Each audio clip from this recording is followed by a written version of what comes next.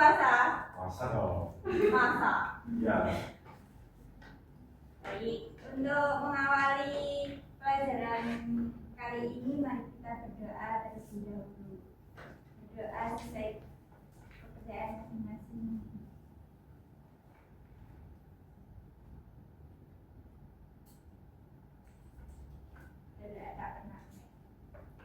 Baik, sebelumnya Ibu akan menyiapkan materi terlebih dahulu ya.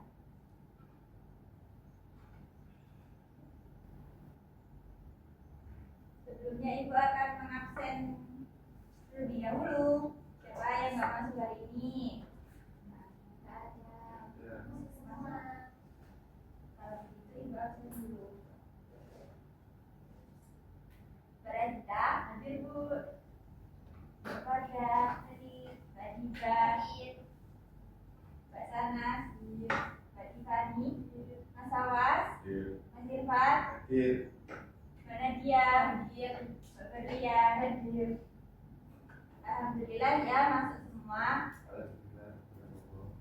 Jadi langsung saja Ibu akan memulai materi pada pagi hari ini, yaitu keluarga dan awal kehidupan. Pasti udah pada tahu keluarga itu apa? Apa? Keluarga itu apa? Ada yang tahu nggak?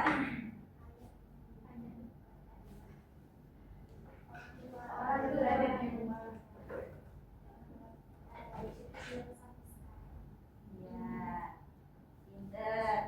Ada yang tahu nggak nama neneknya siapa? Tahu. Tahu semua ya. Ya, kita lanjut.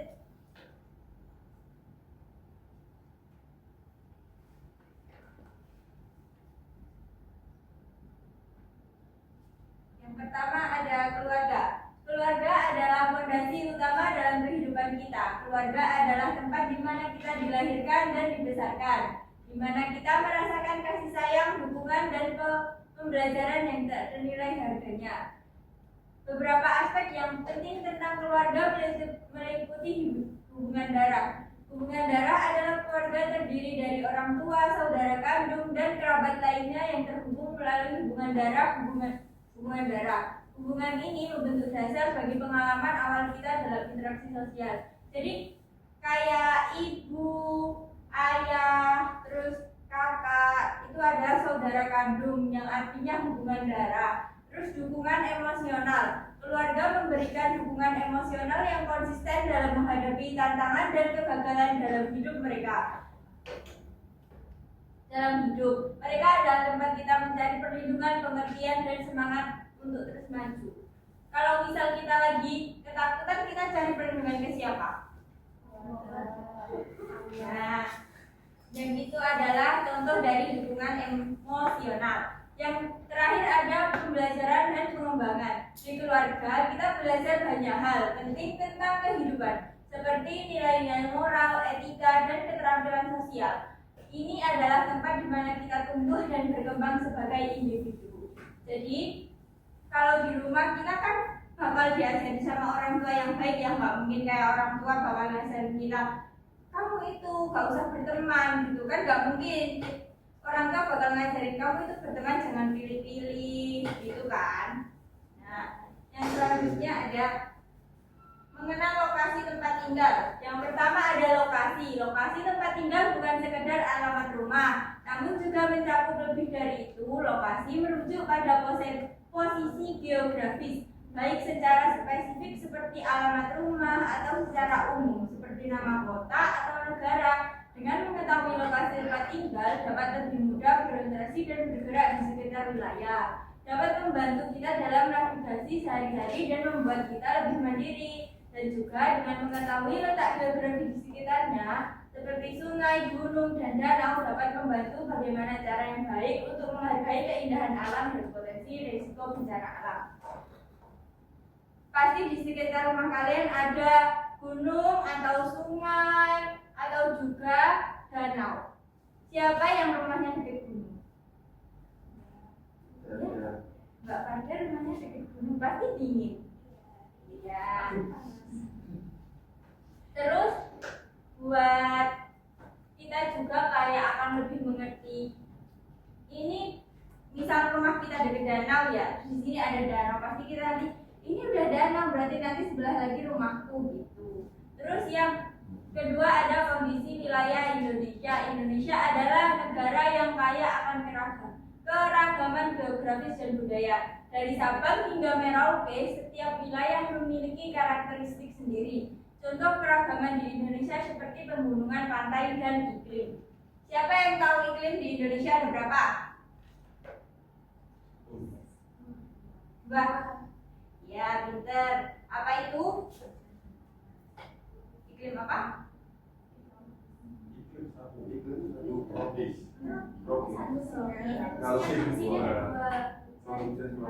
Ya, pinter, bagus.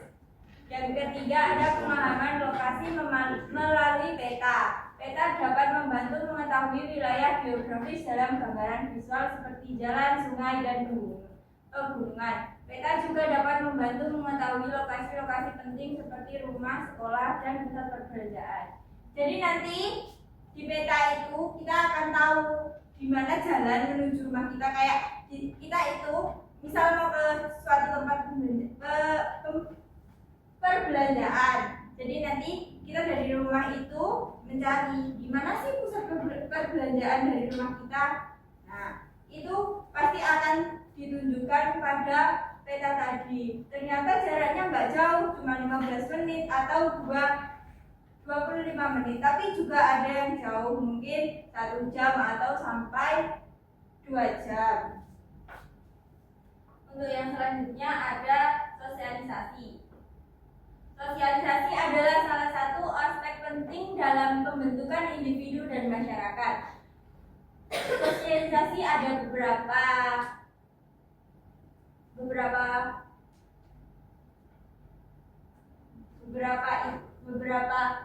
cabang. Yang pertama ada sejarah lisan. Sejarah lisan adalah fondasi dan warisan budaya suatu masyarakat. Cerita-cerita legenda dan tradisi yang disampaikan secara lisan dari satu generasi dan generasi ke generasi berikutnya. Pasti kalian pernah kan diceritain sama nenek-nenek tentang legenda-legenda desa atau sejarah-sejarah gimana sih penjajahan waktu dulu. Itu pasti kan? Pernah kan? Nah, untuk yang kedua, manusia sebagai makhluk sosial. Manusia secara alami adalah makhluk sosial yang membutuhkan interaksi dengan sesama. Interaksi sosial dapat membentuk hubungan, berbagai pengalaman, dan memperluas wawasan kita tentang dunia. Jadi, manusia itu makhluk sosial, jadi gak mungkin kita bisa hidup sendiri. Kita pasti memerlukan orang lain untuk dapat membantu kita. Terus kayak contohnya, misal Mbak Ajiba mau ke kamar mandi nggak berani sendirian, pasti kan mengajak Mbak Farda untuk ke kamar mandi. Begitu. Jadi manusia itu adalah makhluk sosial. Terus yang ketiga, nilai dan norma. Nilai dan norma adalah prinsip-prinsip yang mengatur perilaku dalam masyarakat. Nilai mengacu pada kepercayaan dan prinsip yang dianggap penting oleh individu atau masyarakat. Sedangkan norma adalah aturan perilaku yang diharapkan oleh masyarakat. Jadi, kayak kita itu, nilai itu mengacu pada kepercayaan dan prinsip yang dianggap penting oleh individu atau masyarakat. Jadi kita itu harus membangun kepercayaan pada orang lain. Jadi kita itu jangan sering berbohong. Mas gak boleh berbohong. Sedangkan norma adalah aturan perilaku yang diharapkan oleh masyarakat. Di desa kalian pasti ada kan kayak peraturan desa, terus kayak pasti ada kayak apa sih namanya? Kalian tahu portal nggak? Portal. Tahu. Nah, itu kan kadang ada yang ditutup jam 10, terus nanti cuman ada satu jalan aja. Nah, itu kayak peraturan. Terus yang keempat ada interaksi antar wilayah. Interaksi antar wilayah adalah pertukaran budaya, ide, dan sumber daya antar berbagai wilayah geografis. Dengan semakin berkembangnya teknologi dan interaksi antar wilayah semakin meningkat. Nah, kalian pastikan nggak satu desa ya? Pasti di desa-desa kalian itu mempunyai kayak budaya sendiri-sendiri. Kayak misalnya di desa kalian pasti ada apa sih namanya? Kayak apa itu?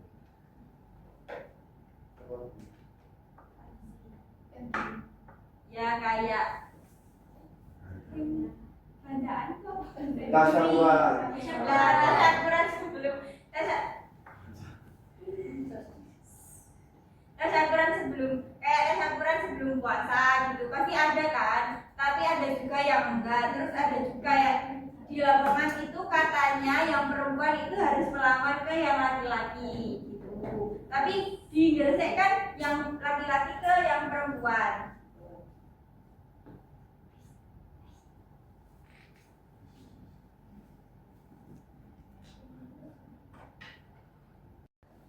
Nah, terus kayak mungkin ada tasyakuran pernikahan kan di setiap desa juga pasti ada lah itu. Tapi kan budaya di setiap desa kan beda-beda adatnya pastinya. Untuk selanjutnya, oh ternyata sudah habis materi kita untuk hari ini. Mungkin ada yang ditanyakan? Ayo, mau tanya apa? Nanti kalau nggak ada yang bertanya, ibu akan bertanya pada kalian.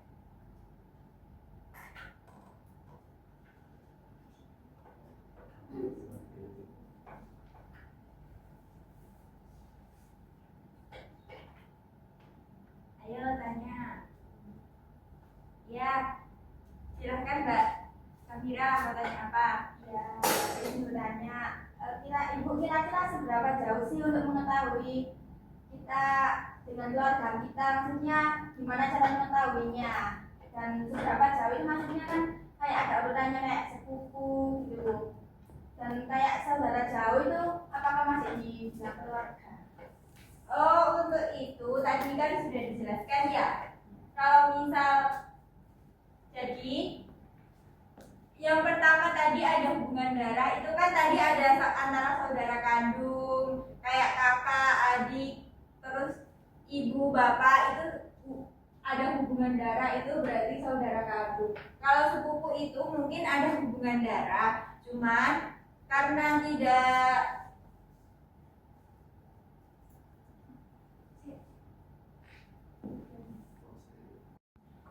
Nah, kalau di keluarga itu yang hubungan darah itu kan ada orang tua sama saudara kandung dan kerabat lainnya yang terhubung melalui hubungan darah. Jadi kayak sepupu itu mungkin ada hubungan darah cuman jauh, kayak misal ayah punya kakak itu kan nanti dari Pak Demu, dan Pak Demu itu nanti emang hubungan darah sama kamu tapi jauh begitu. Jelas? Terima kasih Bu, terima kasih. Sama, ada yang ditanyakan lagi? Kalau tidak ada, ibu mau tunjuk satu orang buat maju ke depan, buat gambar kondisi sekitar rumah. Bisa maju. Siapa yang mau maju sebelum ibu tunjuk? Ayo, siapa yang mau? Kalau nggak mau, nanti ibu tunjuk. Gak ada yang mau, masalah saya maju. Ini ya, maju, silakan digambar. Terus nanti juga dijelaskan ya sekitarnya ada apa aja, sekitar rumah.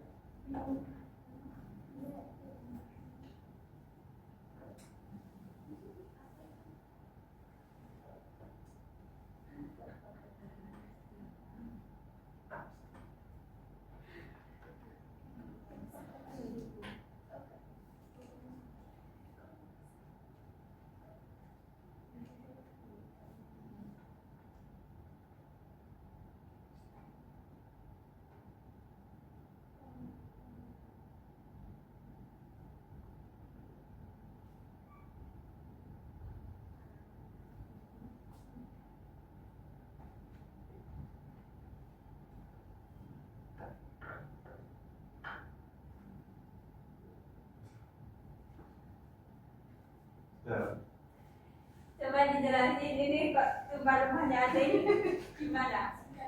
Ini konsep rumah saya dan juga mungkin menggambarkan rumah yang ada di desa saya. Seperti itu. Berarti di sekitar rumahmu ada sungai tapi jauh begitu ya? Ya, jauh lumayan jauh sehingga saya tampilkan di sini. Ya, Karena jauh dari apapun, sungai ataupun gunung itu. Kalau gunung sih dibilang sangat jauh ya. Jadi ya saya gambarkan di sini. Oh iya, terima kasih Mas Awas, silakan duduk.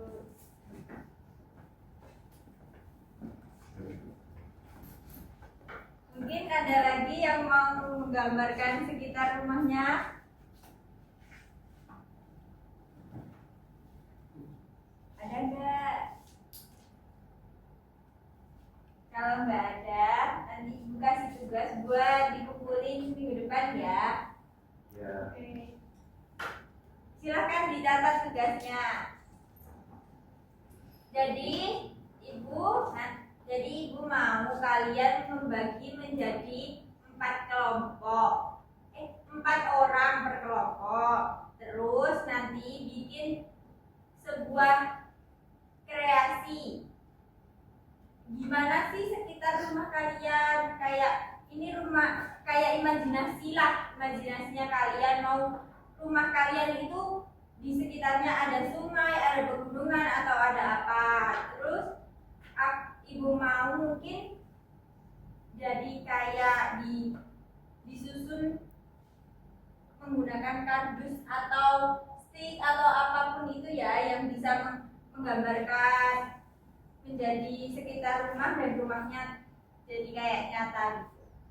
Ya, ada yang ditanyakan terkait tugasnya? Oh. Baik, kalau begitu Ibu akhiri untuk pertemuan hari ini. Sebelumnya mari kita berdoa terlebih dahulu untuk menutup pembelajaran pada pagi hari ini. Berdoa mulai. Berdoa. Oke, Ibu tutup ya. Terima kasih untuk semuanya. Assalamualaikum warahmatullahi wabarakatuh. Waalaikumsalam warahmatullahi